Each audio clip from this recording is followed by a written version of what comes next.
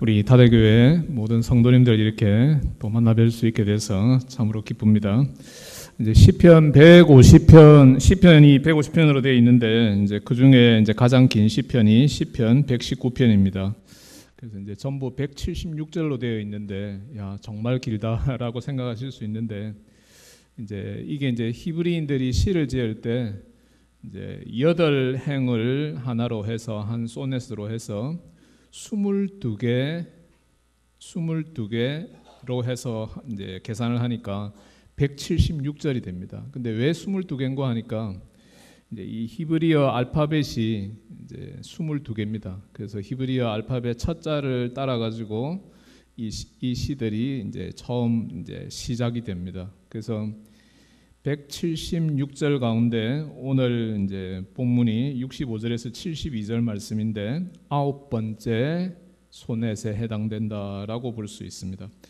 오늘은 고난의 유익에 대해서 함께 이제 잠깐 묵상해 보고자 합니다. 우리 하나님은 참으로 살아계신 하나님이시요 온 세상을 친히 다스리시는 천하 만물의 주제이십니다. 우리는 이 사실을 알고 또 믿기에 하나님께서 행하시는 모든 일이 궁극적으로 다 선하다라고 고백하게 됩니다. 하나님의 선하심은 우리 신앙의 제일 가는 항목 가운데 하나입니다. 그분의 선하심에서부터 비롯된 은혜와 자비 그리고 긍휼하심은 우리 신앙의 출발점이자 종착역입니다. 하나님이 세상의 악인들에게 벌을 내리시고 심판하시는 것도 궁극적으로 그의 선하심에 관한 것임을 우리는 깨달아야 합니다. 하나님의 선하심은 때로는 우리에게 고난으로 다가오기도 하며 우리가 다 이해할 수 없는 고난으로 나타나기도 합니다. 그래서 사도 베드로는 베드로전서 3장 17절에서 다음과 같이 말씀했습니다. 선을 행함으로 고난받는 것이 하나님의 뜻일진데 악을 행함으로 고난을 받는 것보다 나으니라. 그렇습니다. 많은 사람들은 자신들이 범한 죄악으로 인해 어려움과 고난을 겪게 됩니다. 성경은 우리에게 분명하게 증거합니다. 선을 행하는 것은 우리를 구원하시고 우리에게 좋은 것을 베푸시는 우리 하나님의 모습을 닮아가는 것이며 신자들이 더욱 거룩해지는 방편 가운데 하나에 해당됩니다. 그런데 여기에 고난이 따른다라고 하는 사실입니다.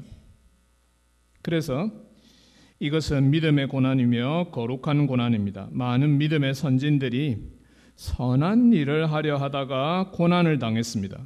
창세기부터 살펴보면은 노아는 방주를 짓는다라고 하는 이유 하나만으로 많은 사람들에게 비난을 당하고 고난을 감내해야 했습니다. 그러나 그는 이 일이 하나님이 명령하신 일이고 하나님이 뜻하신 일이기 때문에 그러한 확신을 지니고 있어서 다른 사람들의 비난에 개의치 않았고 결국 고난도 이겨낼 수 있었던 것입니다. 다윗도 마찬가지였습니다. 그는 왕이 되기 전에 장인인 사울 왕의 시기와 질투로 인해서 목숨을 위협받는 어려움에 여러 차례 직면하기도 했습니다. 이와 같이 모든 신앙인들에게 원치 않지만은 어려움이 따라오게 됩니다. 여기에 사실상 아무런 예외는 없습니다. 나는 신앙생활 하는데 어려움이 닥쳐오지 않고 편안하게 신앙생활 하다가 천국 갔으면 좋겠다 라고 하는 생각은 사실은 버리는 게 현명하다라고 볼 수 있습니다. 여러분이나 저나 신앙으로 세상을 살아가려 할 때 어려움과 고난이 닥쳐오는 것을 피할 수 없습니다. 왜 이런 고난이 닥쳐오는 것일까요? 고난을 통해서 믿음의 연단과 성장이 주어지기 때문입니다. 사도 베드로는 이런 이유에서 베드로전서 1장 7절에서부터 9절에서 믿음의 연단에 대해서 다음과 같이 고백했는데 이제 이 구절을 우리가 한번 함께 읽어보겠습니다. 베드로전서 1장 7절에서부터 9절 말씀입니다. 시작. 너희 믿음의 확실함은 불로 연단하여도 없어질 금보다 더 귀하여 예수 그리스도께서 나타나실 때에 칭찬과 영광과 존귀를 얻게 하실 것이니라. 예수를 너희는 보지 못하였으나 사랑하는도다. 이제도 보지 못하나 믿고 말할 수 없는 영광스러운 즐거움으로 기뻐하니 믿음의 결국 곧 영혼의 구원을 받음이라. 아멘. 고난을 통해서 하나님께서 우리에게 주시는 유익은 무엇입니까? 오늘 아침에 이제 이 주제를 세 가지로 나누어서 간략하게 살펴보는 가운데 우리 주님께서 저희에게 주시고자 하는 은혜를 함께 나누고자 합니다. 첫째, 고난은 우리로 하여금 우리가 당하는 이 고난을 물리쳐 달라고 하나님께 기도하도록 이끌어 줍니다. 하나님의 말씀을 듣고 이를 지키기로 다짐하고 결심한 사람들에게 얼마나 많은 시험과 고난이 임하게 되는지 모릅니다. 믿음은 이런 어려움에 빠질 때마다 우리를 택하시고 우리를 사랑하시고 구원해 주신 하나님께 더 가까이 다가가도록 이끌어 줍니다. 이 점에 있어서 믿음의 가치는 놀라운 것입니다. 누가복음 18장은 불의한 재판장과 과부에 대해서 말씀하고 있습니다. 어느 도시에 하나님을 두려워하지 아니하고 사람을 무시하는 재판관이 살고 있었다라고 이야기하는데, 그런데 한 과부가 이 재판장에게 계속 찾아와서 자신의 원수에 대한 원한을 풀어달라고 간청했습니다. 그런데 이제 이 재판관이 이 과부의 청을 계속해서 거절했는데 하루는 그에게 다음과 같은 생각이 들었다라고 누가복음 18장 4절에서부터 5절 말씀이 말하고 있습니다. 내가 하나님을 두려워하지 아니하고 사람을 무시하나 이 과부가 나를 번거롭게 하니 내가 그 원한을 풀어주리라. 그렇지 않으면 늘 와서 나를 괴롭게 하리라 하였느니라. 계속해서 8절에서 누가는 다음과 같은 예수님의 결론을 전해주고 있는데 함께 읽어보겠습니다. 누가복음 18장 8절 말씀입니다. 시작. 내가 너희에게 이르노니 속히 그 원한을 풀어주리라. 그러나 인자가 올 때에 세상에서 믿음을 보겠느냐 하시니라. 이제 이 구절을 대하면서 우리는 어려움과 고난을 당하면서도 사실은 우리가 얼마나 기도하지 않는가에 대해서 생각해 보지 않을 수 없게 됩니다. 우리가 정말 하나님의 섭리와 통치를 믿는다면은, 그리고 우리가 그의 선하심을 믿는 믿음을 지니고 있다면은, 이 믿음은 우리가 어떤 형편에 처하든 간에 기도하게 만들 것입니다. 좋지 않은 형편에 놓여서 고난을 당하게 된다면은 하나님께 더욱 간절하게 뜨겁게 기도하게 될 것입니다. 이렇게 기도할 때 하나님은 우리 기도를 그냥 들어주시겠다라고 말씀하지 아니하시고 속히 들어주시겠다라고 말씀하십니다. 그러나 하나님께 매어 달리고 간구하기보다는 세상 방식으로 문제를 해결하는 것이 우리의 솔직한 모습입니다. 이는 전혀 현명하지 않은 것입니다. 우리가 살아가는 이 인생에 문제가 없을 수 없습니다. 다들 얼마나 많은 문제를 안고 살아가는지, 정말 문제 많은 인생을 우리 각자는 살아가고 있다라고 볼 수 있습니다. 그런데 이렇게 우리에게 다가오는 이 문제들을 통해서 우리 하나님은 우리로 하여금 하나님에게 나아가서 이 문제들이 해결받게 되기를 원하십니다. 그래서 우리는 우리에게 닥친 고난들로 인해서 더욱 우리 주님께 가까이 나아가서 그분께 우리의 문제들을 내어놓고 메어 달리게 됩니다. 때로는 눈물이 그치지 않고 흘러 나옵니다. 하나님 앞에서 눈물 흘리는 것은 정상적 믿음의 표현에서 비롯된 것입니다.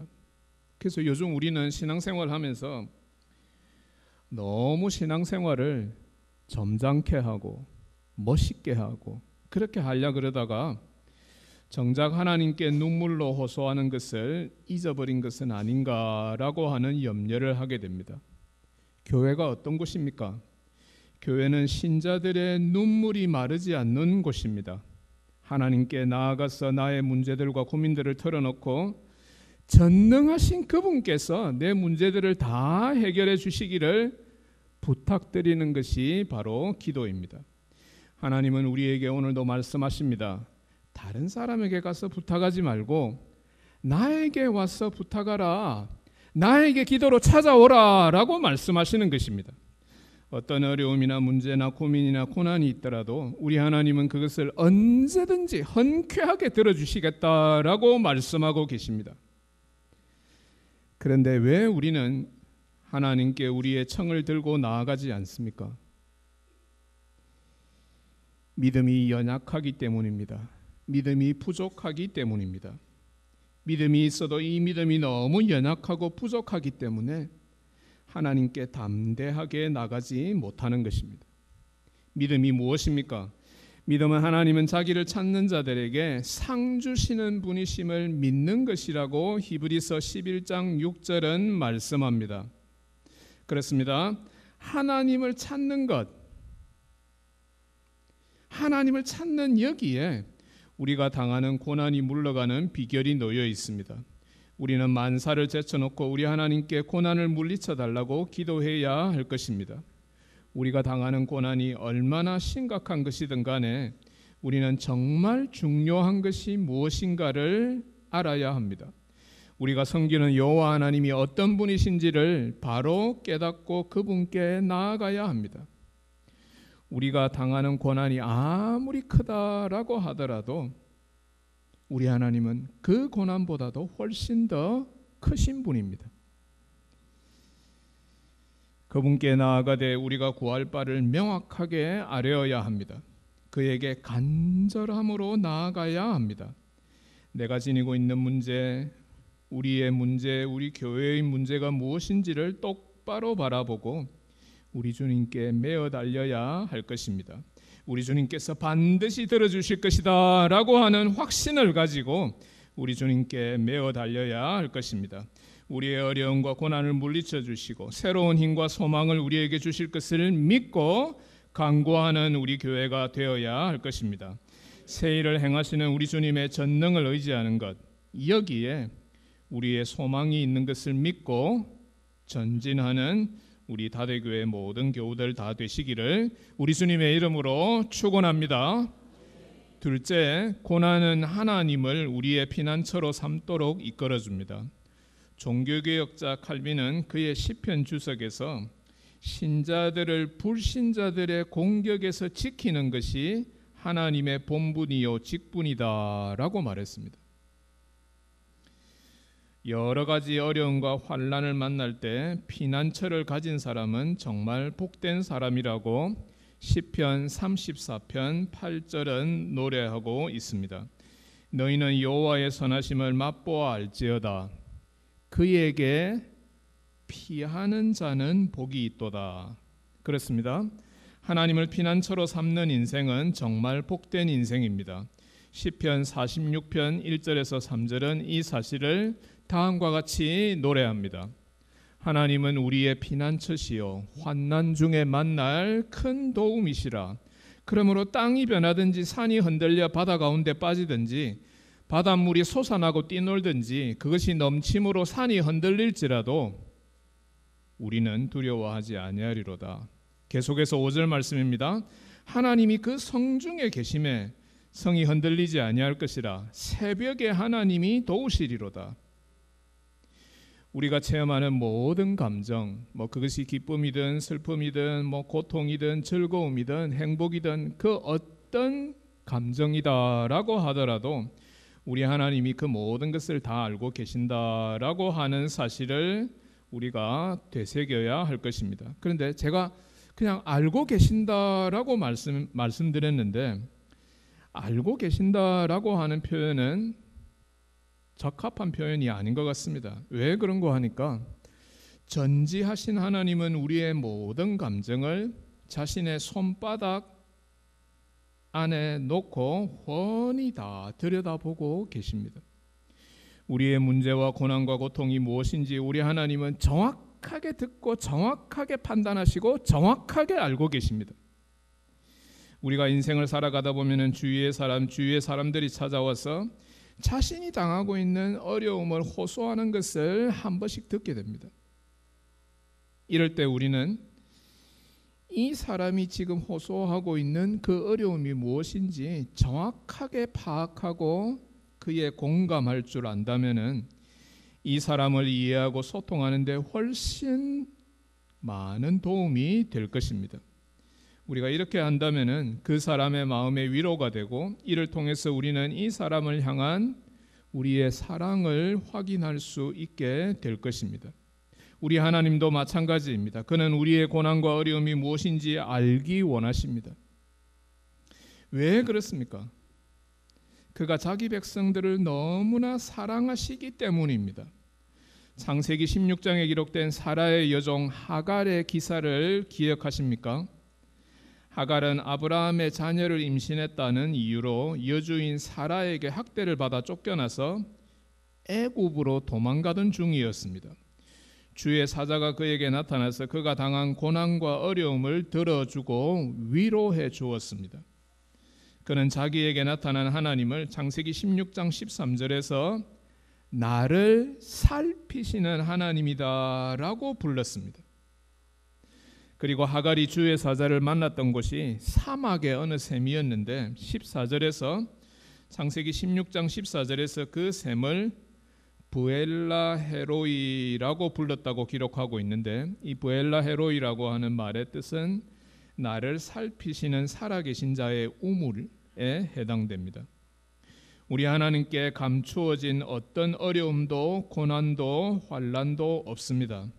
세상의 가장 비참한 고통과 고난도 우리 하나님은 다 알고 계실 뿐만 아니라 그것이 무엇인지, 그러한 고통을 당하는 사람들이 얼마나 엄청난 어려움에 놓여 있는가를 대충 아시는 것이 아니라 너무나 정확하게 알고 계십니다. 그는 신실하신 분이시요 자비가 넘치는 분이십니다. 우리의 어떤 억울함도 어떤 고통도 하나님은 다 알고 계시기에 우리는 그분께 피하여 위로와 즐거움을 누릴 수 있다라고 시편 기자는 시편 94편 18절 19절에서 고백하고 있습니다. 이 구절 말씀을 한번 함께 읽어보겠습니다. 시편 94편 18절 19절 말씀입니다. 시작.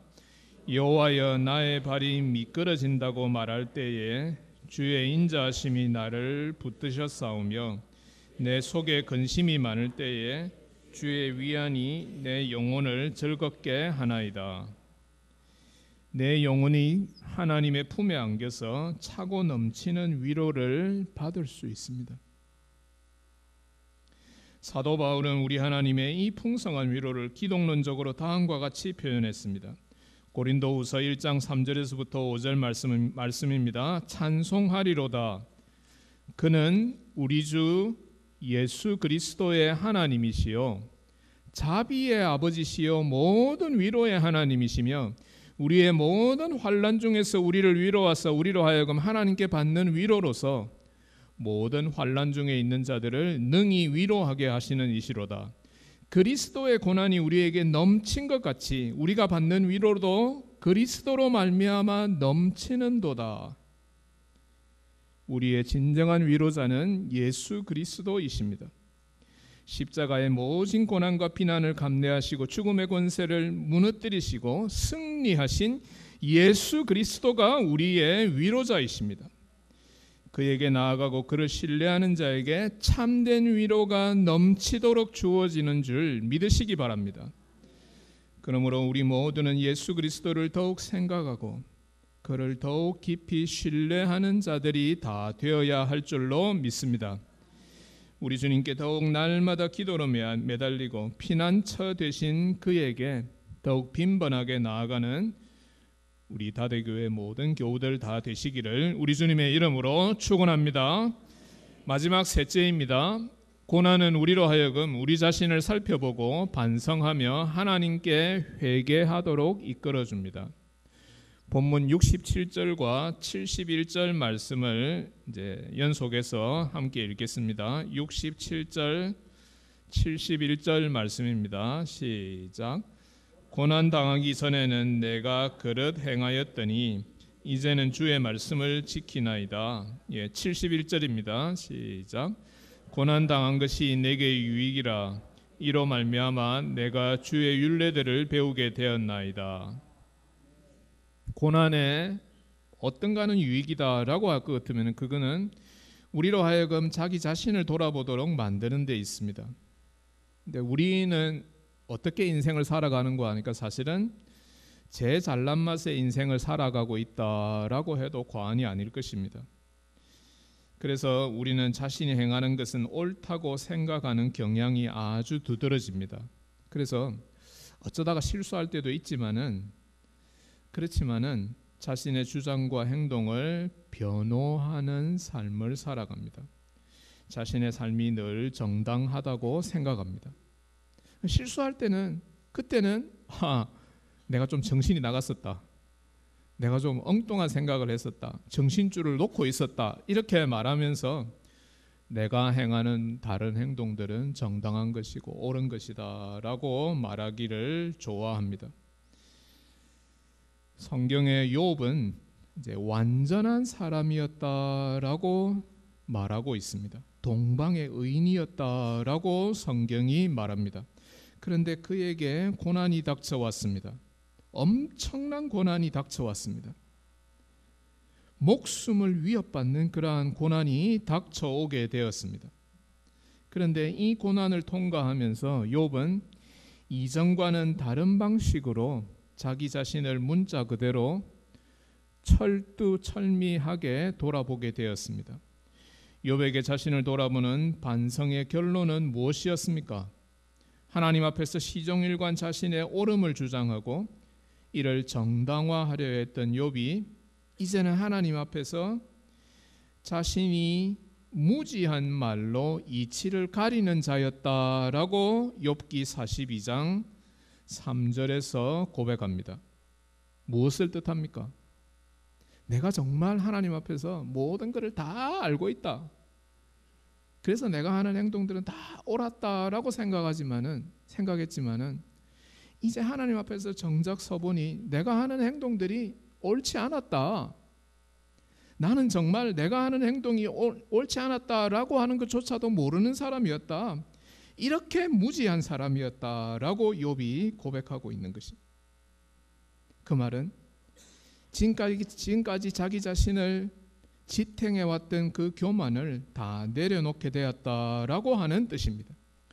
욥기 42장 5절의 표현대로 지금까지는 주께 대하여 내가 귀로 듣기만 하였지만은 이제는 눈으로 주를 배웁는다라고 자신이 받은 놀라운 은혜를 말하지 아니할 수 없었던 것입니다. 이제 하나님 앞에서 자신이 전혀 옳지 않다라고 하는 사실을 깨닫고 마침내 고백하게 되었다라고 하는 것입니다.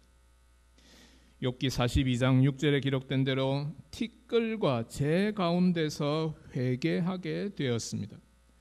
모든 인생은 하나님 앞에서 스스로를 돌아보는 삶을 살아야 하는데 이렇게 하지 못하도록 교만은 우리의 신앙을 계속 갉아먹습니다. 마치 송충이가 나무잎을 갉아먹어 다 없애버리듯이 교만은 우리의 신앙을 파산 상태로 몰아넣어서 이 신앙이 제대로 역할을 하지 못하게 만들어버립니다. 교만은 영혼의 무서운 질병입니다. 하지만 고난은 우리에게 겸손을 가르치는 스승입니다. 우리는 고난의 문을 통과할 때 비로소 하나님 앞에서 자신의 정확한 모습을 발견하게 됩니다. 그런데 여기에 결정적인 역할을 하는 것이 바로 하나님의 율법입니다. 하나님의 율법은 우리의 참된 모습을 비춰주는 거울과도 같습니다. 로마서 7장 7절 말씀입니다. 그런즉 우리가 무슨 말하리요? 율법이 죄냐? 그럴 수 없느니라. 율법으로 말미암지 않고는 내가 죄를 알지 못하였으니 곧 율법이 탐내지 말라 하지 아니하였다면 내가 탐심을 알지 못하였으리라. 율법의 거울 앞에 비추어 볼 때 우리는 자신이 얼마나 더럽혀져 있는가를 비로소 보게 되고 이로 인해 자신의 추악함을 씻을 수 있는 자리에 나아가게 됩니다. 그러므로 율법을 통해서 우리는 자신을 성찰할 수 있는 기회가 주어짐을 깨달아야 합니다. 이런 이유에서 율법도 주님의 은혜가 전달되는 수단입니다. 하나님의 율법을 묵상하는 가운데 우리는 하나님의 뜻과 하나님의 말씀 앞에 자신을 정직하게 내려놓고 자신의 정확한 모습을 깨닫고 자신을 대할 수 있게 됩니다. 여기에 바로 고난의 유익이 있습니다. 여기에 우리 주님께서 우리에게 고난을 주시는 진정한 이유가 발견됩니다. 고난을 통해서 인생은 자신의 모습을 있는 그대로 정확하게 볼 수 있게 되며, 이를 통해서 살아계시고 거룩하신 하나님, 죄를 심판하시는 공의의 하나님을 비로소 깨닫게 됩니다. 이런 공의의 하나님, 이 하나님이 또한 자비와 사랑이 충만하신 하나님이심을 깨닫게 됩니다. 그래서 우리는 그분 앞에서 우리의 잘못을 다 내어놓고 그의 자비와 용서를 구할 수 있습니다. 여기에 우리가 가진 신앙의 힘이 발견됩니다. 시편 143편 2절 말씀 함께 읽겠습니다. 시편, 죄송합니다. 함께 읽겠습니다. 시작. 주의 종에게 심판을 행치 마소서. 주의 앞에는 의로운 인생이 하나도 없나이다. 우리가 하나님을 만나게 되며 그의 거룩한 위엄을 깨닫고 그 앞에 엎드려 자비와 용서를 구하는 회개에 임하게 됩니다. 시편 130편 3절 4절 말씀입니다. 여호와여, 주께서 죄악을 지켜보실진대 주여 누가 서리이까? 그러나 사유하심이 주께 있음은 주를 경외하게 하심이니이다. 아멘. 사랑하는 우리 다대교회 교우 여러분, 이제 말씀을 맺고자 합니다. 오늘 아침에 우리는 고난의 유익에 대해서 세 가지로 나누어서 간략하게 생각해 보았습니다. 첫째, 고난은 우리로 하여금 우리가 당하고 있는 고난을 물리쳐 달라고 하나님께 기도하도록 이끌어 줍니다. 둘째, 고난은 하나님을 우리의 피난처로 삼도록 만들어 줍니다. 셋째, 고난은 우리로 하여금 우리 자신을 살펴보고 반성하며 하나님께 나아가서 회개하도록 이끌어 줍니다. 하나님께서 고난을 통해서 주시는 이런 유익들을 생각하면서 주님의 사랑과 자비를 인내함으로 소망하면서 천국을 향한 발걸음을 더욱 재촉하는 우리 다대교회 모든 성도들 다 되시기를 우리 주님의 이름으로 간절히 축원합니다.